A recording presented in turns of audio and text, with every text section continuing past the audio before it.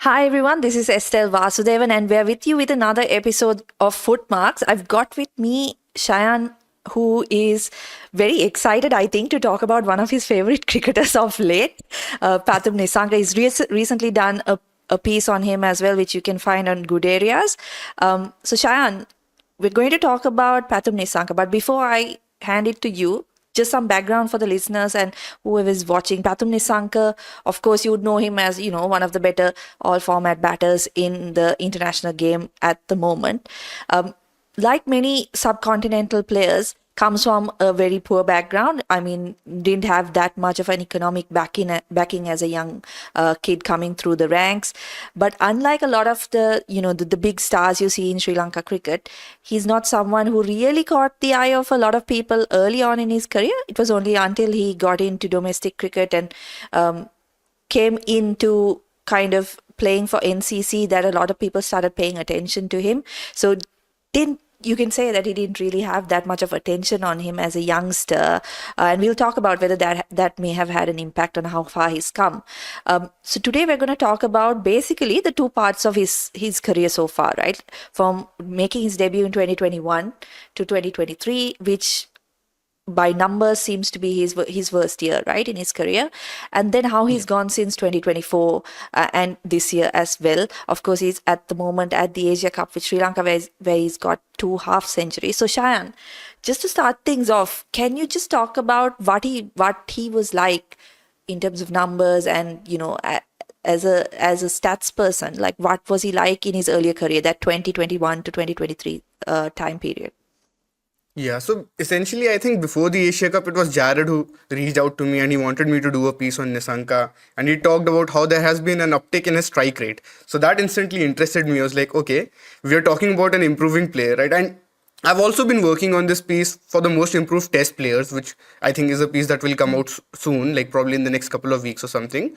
But so even in that, I noticed that Nisanka's strike rate had gone up in tests. So he was averaging around 45 only in both the periods that I was looking at, but his strike rate went from 43 to 69. So that was the first time I noticed that, okay, oh, Nisanka has improved his strike rate a lot in test cricket. And when Jared told me about T20, so then I started looking deeper into it. And the first thing that like struck me, I think, was the fact that he's such a good chaser. And his numbers in chasing were just elite.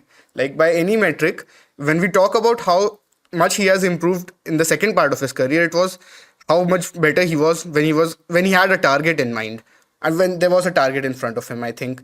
But in the early part of his career, I would still say there was some promise, although he was more of a low scoring anchor. But I still think when I saw the numbers, there was this one domestic season. He had a pretty good season in 2020, I think, in the SLC domestic season. He made some runs in that tournament. And then after that, he eventually, under Mickey Arthur, he makes his debut across all formats in 2021. And even in like the first T20 World Cup, he made runs. Then again in the next T20 World Cup, he made runs, but he was not batting very fast. Like he was a decent enough anchor, you could say, but not really in sync with the modern times. I would have to say that, because even now as an anchor you cannot go at 120s or mid 110s anymore, right? And even his average was not very high. He was like, I think, averaging around 30. So yeah, his average was 27 and he struck at 112. I don't think those numbers would cut it in modern cricket, right? So an evolution was due. Yeah. Yeah, no, absolutely. I like how you tied in the test performances as well, because I think for someone who's covered Sri Lanka cricket, right? Like Pathum Nissanka is a batter who, you know, made a lot of headlines as this, test batter. Like he's got a good Yeah. technique, he's solid in defense, right? And it's funny, actually, personally, I feel like he was picked in limited overs cricket based on his form in the longer format of the game, right? And he debuted first in T20 cricket, then ODI cricket, all in the same tour. But it was based on, I think he had a Yeah. couple of seasons in SLC domestic cricket where he was averaging something like 90 plus or something like that, right? And overall, his average was 60 plus. So picked Yeah. in limited overs cricket because of his test or his longer format numbers. But as you've said, like he has improved his scoring not just in T20 cricket but in test cricket as well, right? And Yeah, that's even kind of an ODIs, I would say. interesting thing to note. Yeah, ODI and test cricket. So you'd think like this player who is earmarked to be a test, like a test star, he could be good at ODI cricket, but he's kind of turning it on in T20 cricket right now, isn't he? Yeah, exactly. I think that's the most fascinating bit about his improvement is that it's come in all three formats. I wouldn't say he has improved per se in tests. It's just that his conversion rate has gone really high. And I think it was that Oval 100 that when I first really took notice of Nissanka in test matches, I was like, oh, this is a serious player. And usually we all watch the English cricket season, the test matches, right? So I think that's when a lot of people were noticing. I think Dhananjay De Silva was doing pretty well, but he's now an established player in test matches for Sri Lanka. And I think even that was, and Kamindu Mendes, of course, everybody was talking about him, and he's definitely one of the best young talents in world cricket right now. But I think that Oval test where Nissanka made 64 and 127 unbeaten in that run chase, I think that's when I first started taking notice of him in test matches. And then in the ODIs, I would say it was the 2023 World Cup where he had a pretty solid tournament. I think he averaged like 40 and struck at 89. Not outstanding numbers, but I would say pretty good. And I think among the under 25 players that World Cup, he was still among like one of the good players. And he was doing quite well for Sri Lanka in that tournament. I think they weren't that good in that tournament, but Nissanka was definitely one of the bright spots for them in a way. I think that's fair to say, right?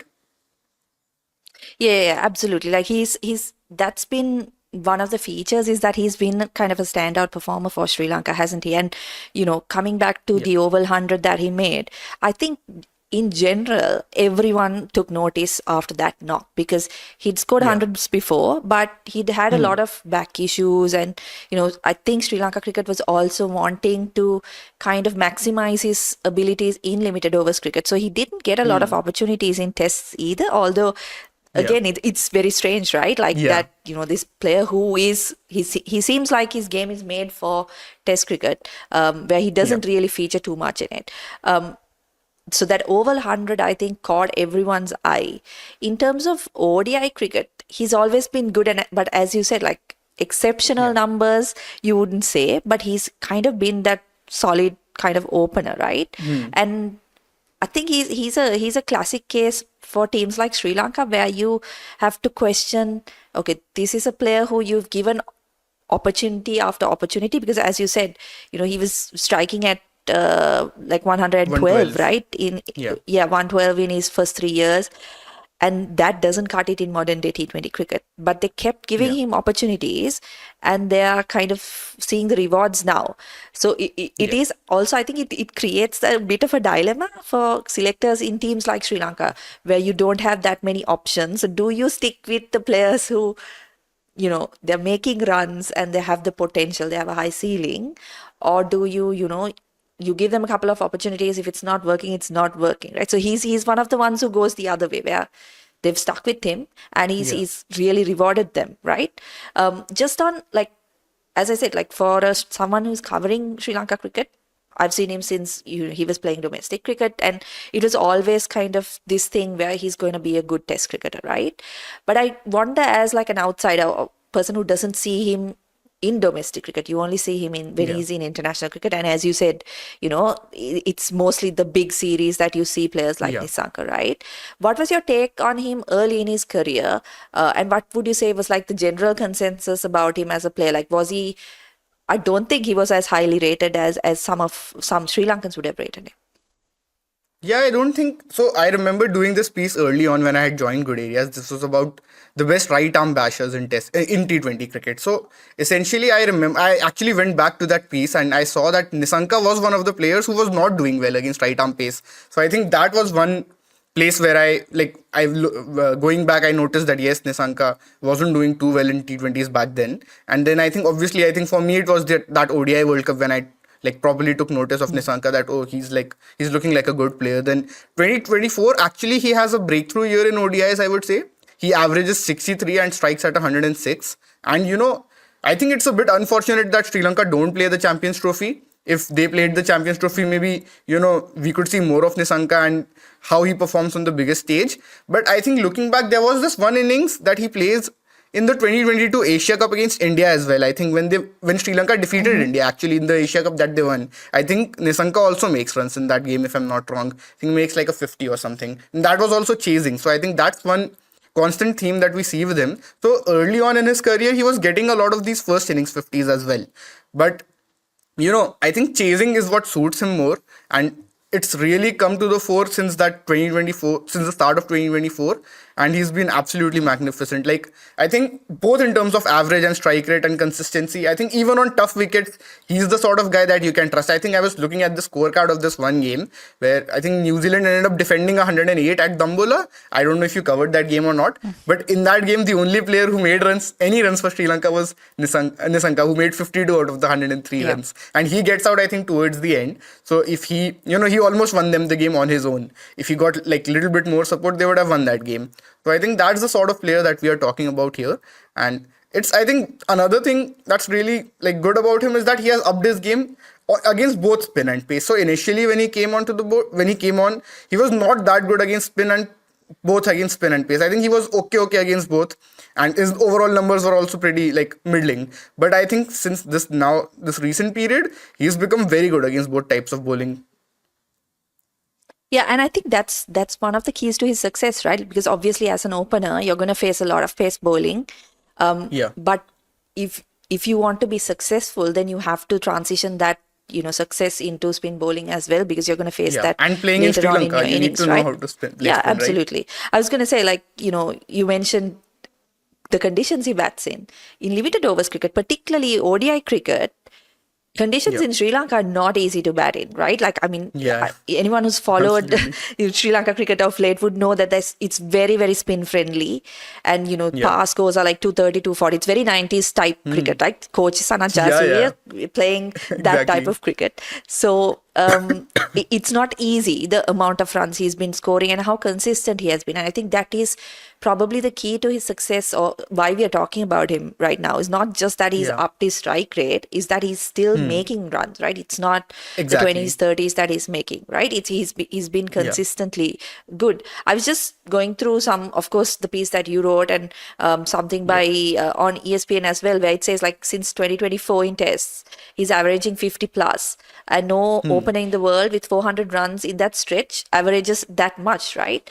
In T20 cricket, he's hit 970 runs at a strike rate of 142, and he averages nearly 49 in ODI cricket as well. So he's really, really kind of, it's very much a kind of, it's almost like a software update, right? Where he's just updated himself into a different type of player.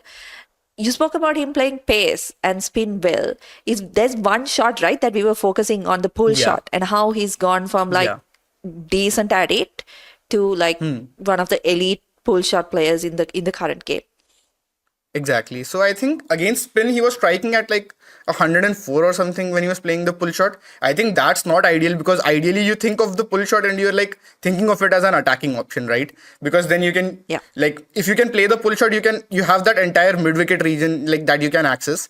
And I think if you're not really scoring fast, then I think it's easier to set fields, because bowlers can also plan accordingly. They know that, okay, he's just going to knock it around. Even if he's going to play the pull, it's not going to be a very attacking shot. But I think that has really transformed. Like, he went from 104 to like 280 odd strike rate. So the comparison that we put, it was like watching Jack Callis in early T20s to Abhishek Sharma right now, where he's just like smashing the ball everywhere. And I think the other one was against pace. He was still like pretty decent against when he was playing the pull shot. He was striking at like 180, but he used to get out a bit. I think that has reduced now, and even his control percentages have improved against when he's playing the pull shot in both cases. So as Jared kept, I think, reiterating in the piece, that it's like a software update where it's not that he has massively changed his style of play. It's just that he has gotten better at almost everything he is doing, and we see this in the way he builds his innings and how he chases, and I think how he starts his innings, in the sense that I think the big improvement for him was how much better he gets in the power play. But even in the middle overs, he doesn't really slow down all that much. Like, he's still pretty good, and he's not actually lasting till the death overs a lot. And I think that's a good thing in a way, because for a T20 batter, for an opener in T20s, I think it's ideal if they, I think in this modern era, that approach of, taking it deep and like accelerating at the death, I think that doesn't really work all that well, unless, you can do it very consistently. Or even then, I think if you play a catch-up knock, people are just going to criticize it, I think, no matter who you are. So I think it just makes sense. In a run chase, I think I've got no issues. You take your time, you play however you want. I think run chases, ultimately, you just want to get the win in the bag, and that's the most important thing there. But I think batting first, it's important that you maximize the power play and don't stall things too much in the middle over. So I think when we saw his death overs true strike rate, it was pretty high in that early period. And I think that gave us an indication that, okay, he can bat faster. And that, I think Yeah. the best thing was that he upped the strike rate and average both in the power play. And we'll talk, I think, in a bit more depth about what shots he's added in the power play and why he is so good at playing pace, both pace and spin in the power play, right? Yeah. So, I mean, we have a couple of more like key things to talk about. So let's take a short break, and when we're back, we'll talk about how he's been so good at chasing, and as Shayan said, the other shots that he's kind of added to his repertoire. This video is brought to you by our supporters on Patreon. If you want to be part of the community that makes content like this, head over now. My latest book is The Art of Batting. It delves deep into how the best players ever made their runs. Get your copy today. Okay, so we're back with Shayan. Shayan, we were talking about how good he's been with the pull shot, right? And how he's kind of upped his game. I think it's very interesting also that, you and Jared both mentioned about how he's not really changed his game per se, right? Like he's not become a different batter, but he's just doing what he was doing at a much better rate, right? And that's kind of, I think, when you look at a player like Pathum Nissanka, it's also a lesson to not like limit players to a format, because it would have been easy to kind of limit him to being a test cricketer, right? And whatever his strike rate, he would have been a decent test cricketer. But the way he's kind of upped his game in terms of just getting better at what he's already good at has made him the kind of player that he is right now. Let's get to the chasing thing. I think it's very interesting that, it is very much a mindset thing, right? When it comes to chasing, in that you know what you have to do. When you're setting a target, it's slightly different, and I suppose in a way more challenging, in that you don't know what's going to be enough. I mean, we've seen the last couple of games in the Asia Cup where 160, 170 have looked like good totals batting first. And then teams have chased them quite comfortably, right? So with Pathum Nissanka, there's a very slight comparison to someone very important in the piece, right? About his chasing. Yeah. So I think it's actually Varun who puts it in the piece. Yeah, it's actually Varun who puts it in the piece that, when he saw those numbers, he's like, okay, this is like Virat Kohli numbers. So I think initially it was Saurabh who was saying, okay, no, we can take it out. But then I think we kept it, and Jared also, I think, liked it and, rewrote it a bit. And the way he put it was that it's like he's putting on a Virat Kohli costume when he's batting second. And I think that really makes sense, right? Because with Kohli, I think what you get is when he's chasing, he is going to get the job done more often than not. And he's not going to, necessarily bat slow or anything. It's just that he's going to bat at a high, like, he's going to stay in sync with the game, and he's going to, get the job done towards the end. And I think that's what we also saw with Nissanka. So if I actually go and look at his numbers in chasing, how many 50s does he have right now? I'm interested to see that, because it will give us a bit of an idea as to how he's getting the job done. So so he's striking at exactly 150.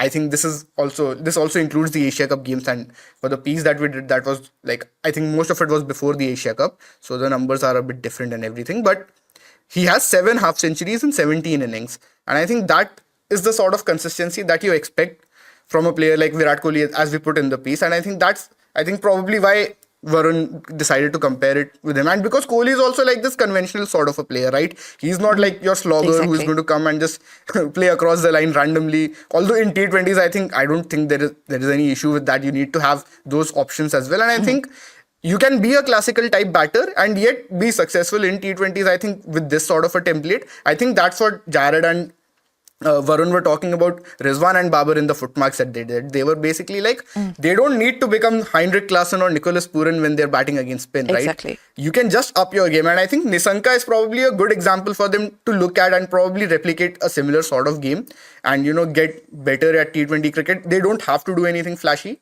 simply because, what he is doing is, he's starting well in the power play. And I think he's not a very fast starter in the sense that in his first 5 balls, he'll play at a good rate, then he'll up it, like it peaks at the 11 to 15 ball mark, then he slows down a bit, and then again he's going at like a normal clip. So I think it's a very anchor-like pattern if you say how he's building his innings, but it's, again, as we said, it just improves the strike rate in every single block. I think that was the most fascinating thing for me, that he has not changed who he is as a player, even in this aspect.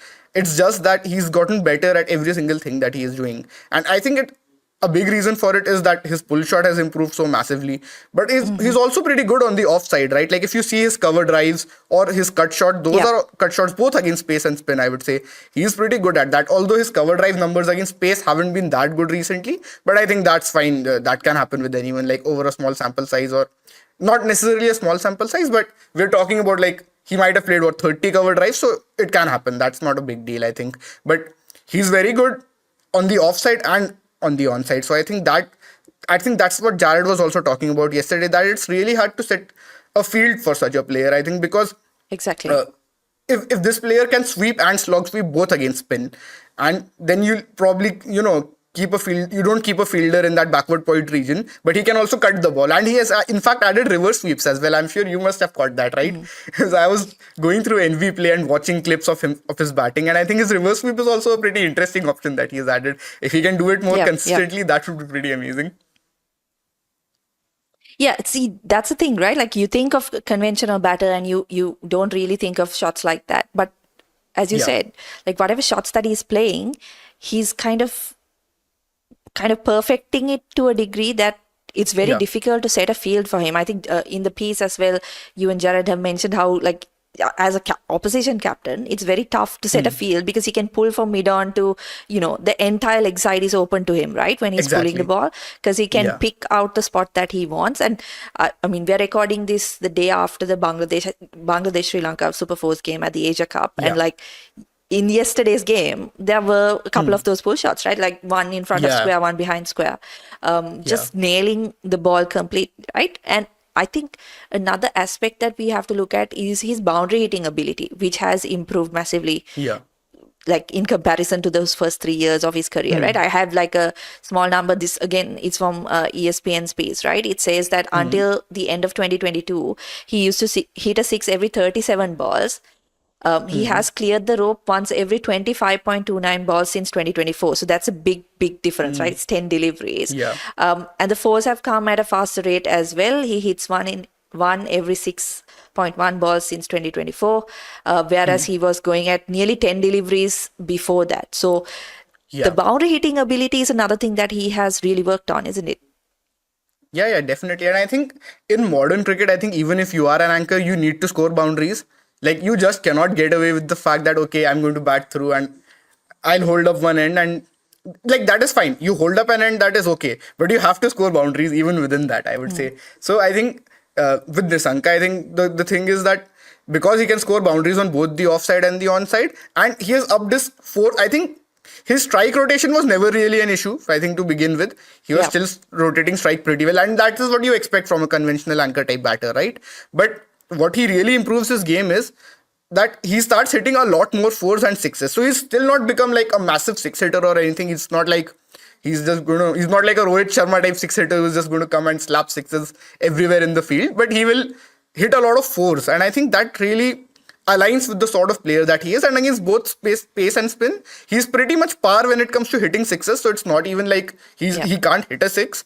But when it comes to hitting fours, there is the massive improvement that we see. Even in sixes, he has improved, because earlier, as you mentioned, 36 balls, right, for hitting a six. Yeah. That's like if he's going to last an innings of 36, 40 balls, he's going to hit 1 6 in that. That is not ideal even for an anchor, I think. Like you do expect more sixes now. I think that's just the demand of the modern game. And I think it's really great to see that he has caught up with times. And I think some of it is also just the fact that he's coming closer to his peak ages. Like when he started, he was only 22, right? So till the age of 25, he was playing and he was doing fine. Not great, but I think especially in ODI cricket, he was still fine. He was still able to, like, he had that big year, and like he had a good World Cup. I think he was pretty good in the qualifiers as well. When Sri Lanka played the World Cup qualifiers, he was pretty good in that as well. I was looking at the numbers, and then he had that double century against Afghanistan. And I think someone pointed out in the comments of the Nissanka video that we did that it was really that double century where they felt that Nissanka has upgraded. Do you also like share the same feelings that like he's become a different sort of a player since? I think it would definitely have had an impact on him, right? Because mentally, like to get to the 200 run mark, and I think we've mentioned it in the piece, like in the past, he probably would have taken 100 overs to score to double Exactly. 100, right? But just the way Yeah. he played in that innings, and I remember it was kind of I think as a Sri Lankan cricket fan, sometimes for a lot of fans, it was kind of a bittersweet thing because Sana Jayasury's record was broken, right? But still, Yeah. to have someone like Nissanka, I think in that side, if you look at that side or you compare him with his opening partner Kusal Mendes, like you're probably not going to pick Nissanka as the guy who goes on to make a double hundred in Yeah. ODI cricket, right? You're probably going to back Yeah. the other guy. But I think since then, as you said, it's kind of switched. I think his mindset as well as people who are watching that this is a guy who can, he has the ability to, he has that range. He can play the anchor and he can, bat out an innings, or if you talk about test cricket, he can play that role. But he also has Yeah. the power now to be an explosive batter in T20 cricket. I think an important fact that doesn't get a lot of attention is the fact that he did work on his fitness as well. I know he's had a lot of back injuries, but in terms of strength, he has worked a lot on it. I recall reading an interview where he speaks about like getting dropped from the ODI team after I think his ninth or 10th ODI, and then having Yeah. a He made period only out 86 of runs, I cricket think, where in he his worked first very, nine very games. hard. Yeah. Yep, yep. And he worked very, very hard on his fitness. And I think that power game, part of it is coming from there, right? Because he was always timing the ball well. But that ability to now clear the boundary is partially coming from the fact that he is a lot more fit and he's a lot stronger, right? You mentioned his age and coming to kind of his peak as a batter. He's only 27, Yeah. right? So Yeah. it feels like there is more to come from him.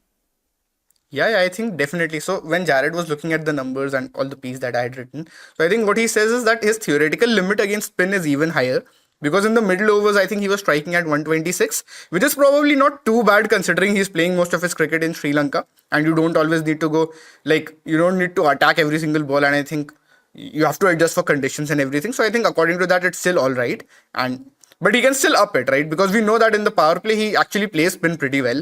And he doesn't really have issues, I think, against SL, against slow left armers also. We were looking at his numbers yesterday. He was pretty solid even against that. So I think another player that I was talking about recently was Ibrahim Zadran, I think on one of our lives.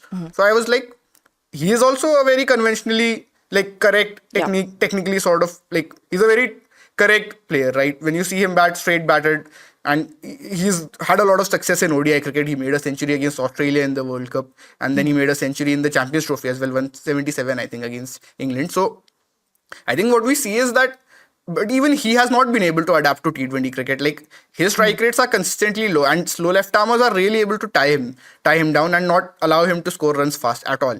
But I think with Nissanka, that is just not the case simply because I think he has more scoring options available to him, and maybe a lot of players in world cricket who are aspiring to be this sort of anchor type player up top can look at this sort of template that Nissanka has set, especially for teams that are not on the level of India, South Africa, Australia, England, like where they have all these like aggressive batters who can go like smash the ball everywhere. I think even England, I think funnily when they play in Sri Lanka, I think we will know their batters and how they go against spin. Yeah, And funnily, exactly. Nissanka, if England play in Sri Lanka, I think Nissanka would probably make that England team, right? Because they need someone who knows how to play spin properly. So I think that was one thing about his theoretical limit, that against spin he can still get better. And I think even in the first innings right now, he is not that great. In this recent period, he hasn't done that well. Although he has taken a few more risks and everything, I think that's why he's tried to bat faster. I think because his true strike rate had improved. So I think that's fair. But we do expect him to get better in that phase of in that period of the game as well. So I think interestingly, another comment that since you mentioned his fitness, there was another comment Yeah. on that YouTube video that we did on Nissanka that he's apparently worked with Zubin Bharucha, who's like worked with Rajasthan Royals, I think, and he's also worked with Jaiswal at getting him up to speed in T20 cricket, if I'm not wrong. Like from whatever I've read a little bit online, I think there was that comment that mentioned Jaiswal's example. So similarly, I think this was before India came to Sri Lanka last year, in I think July, August, around that Yeah. time. So again, I think maybe this also has a role to play that he's getting help from one of those guys who's who has a good reputation for helping players and getting the best out of them. So as you mentioned, him improving his fitness, him just like maybe getting more mental clarity in a way that he's much better chasing, so we see that aspect of his game as well, I think. And now this camp that we're talking about with Zubin Bharucha, so that's also a pretty good combination to have, right? Yeah, I think the key with Nissanka, and I wonder how many other players have this as well, is that you regularly see the fact that he's trying to do as much as possible to improve. I don't think he's the type of player who sits back and thinks, I'm making the most number of runs for Sri Lanka. My record is the best in this side. And that's good enough. I don't think he's that type of player. And I wonder, I spoke about his background, right? So his dad was a groundsman at one of the big grounds in Kalutara, which is in the south of Sri Lanka. And from whatever I've read, I've heard about how he used to do a lot of training with his son. And it's possible that, that really kind of hammered in this idea of hard work, and that's why I mentioned the fitness as well, right? Because he was not an unfit player or overweight player. It's simply that his strength maybe could have improved. So when you talk about his spin hitting ability and how he's improved on the pull shot and all of that, like, to me it reflects a player who is willing to do the work to get better. And you mentioned about this camp as well, like, I think Sri Lanka do bring in a lot of consultants, but I wonder how many of the players actually benefit long term, because you see a lot of players being a bit backward in terms of approaching professionals like that and asking them, proactively asking, what else can I do? I remember an example being given, I think it was at the 2021 World Cup. Somebody behind the scenes was telling me about, like, how guys like Pathum Nissanka, Charita Salanka would actually, like, they had the session with the statistician or the analyst as a team, but these are guys who would go, on their own to him and ask him questions on what they need to do, things like that. And I think that is one of the key reasons why he has improved. I mean, this is all anecdotal, right? We don't know how many players do that, but as a player, you have to think that if you want to get better at the game, not just be the best in your team, but be one of the best, right? Those are things that you have to pay attention to, because as you rightly said, like, his record from 2021 to 2023 is not good enough for international cricket, right? To be a successful player. So now we've spoken about, like, the three formats and, like, how he's improved. Like, where do you think he stands amongst all format players? Because we don't see a lot of them, right, anymore. We see a lot of specialists now in international cricket. Where do you think he stands? Like, he has to be right up there when we're talking about all format openers, right? Like, I think another example is obviously Ben Duckett is pretty good across all three formats. He's doing pretty well for England, I think. And because his style is obviously very different from that of Nissanka, he will not leave the ball at all.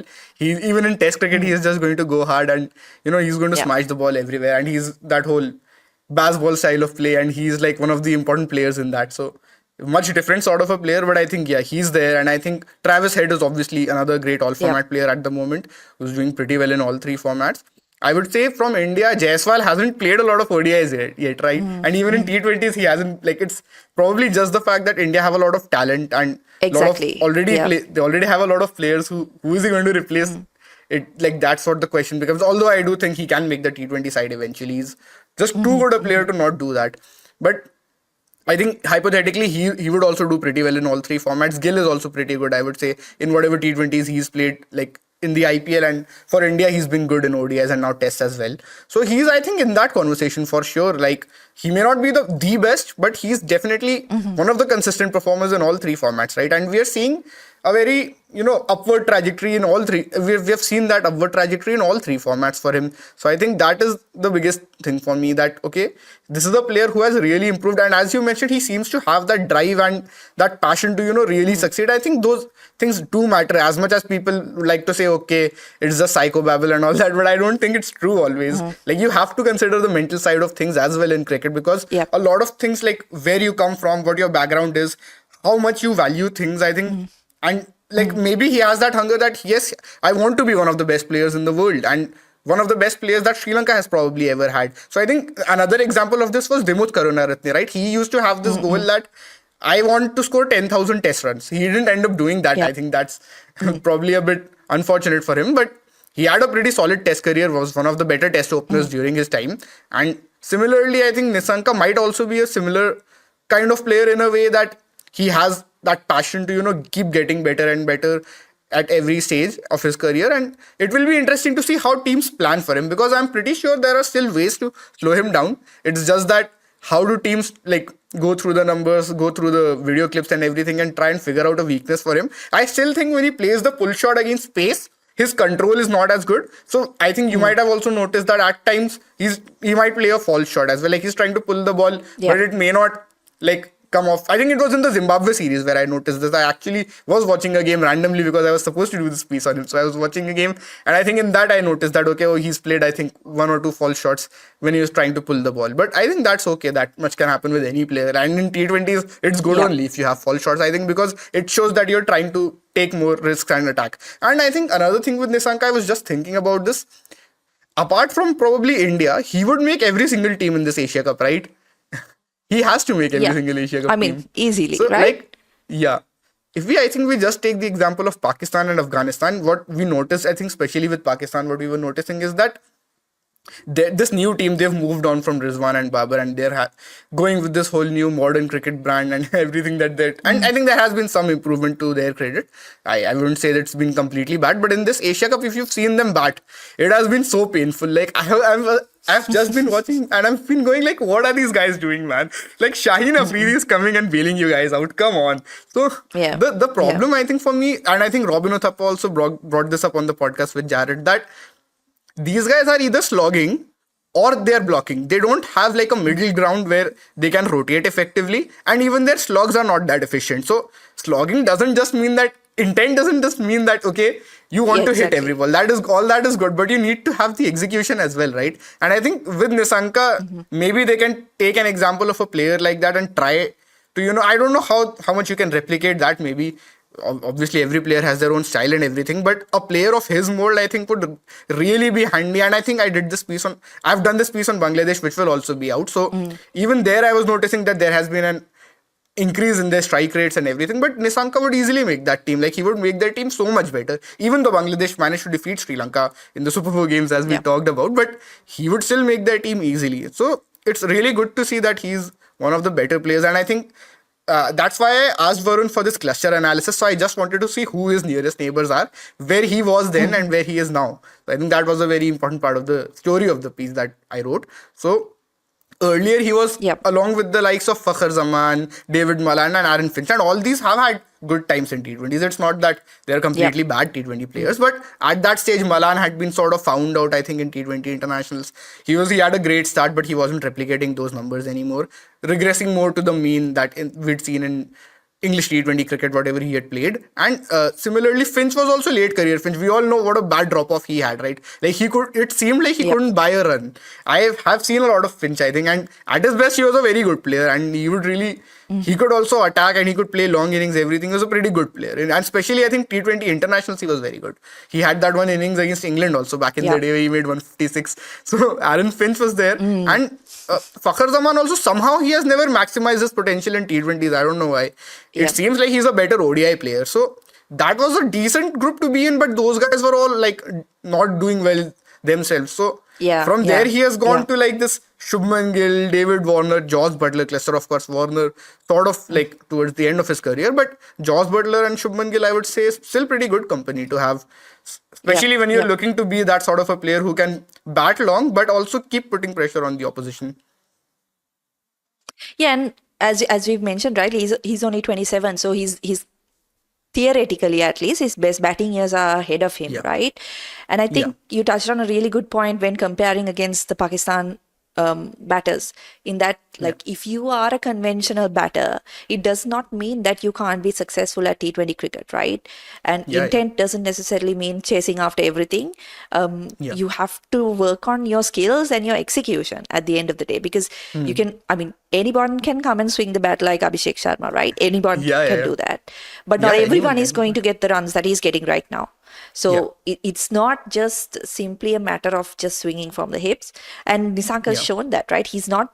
I think he never really loses his shape, whatever shots he plays. Yeah, that's very true. He is still that classical player, but he is scoring at a much faster rate. So I think there's a lesson to be learned in that as well. So I think with that, we can kind of conclude this episode of Footmarks. I think we went through everything we've discussed in the Yeah. piece as well. So if you want to read the piece, you can go to Good Areas. If you want to watch the video we've done on the piece, you can go to the Good Areas YouTube channel as well. So all the content is there. You can go through it. Of course, you can get in touch with Shayan or myself on the piece in the comments. We're both on Twitter as well. I don't think the Shayan spends that much time on it. I don't either. But you can get in touch with us if you want about this piece and if you have anything to say about it. So that's, I think, the end of this episode of Footmarks. Thanks for joining the two of us. We hope to see you soon on another episode. Brian Lara used pot plants to work on his placement. John Wright glued his glove to his bat. Sachin Tendulkar dug up practice pitches. Tatenda Taibu cut the top off his bat. Claire Taylor used a hockey grip. Steve Smith was from tennis. Dean Jones would call phantom runs. And Victor Trumper turned the nets into a war zone to survive. The best batters in the world do whatever they have to make runs. We have told their stories in our new book, The Art of Batting.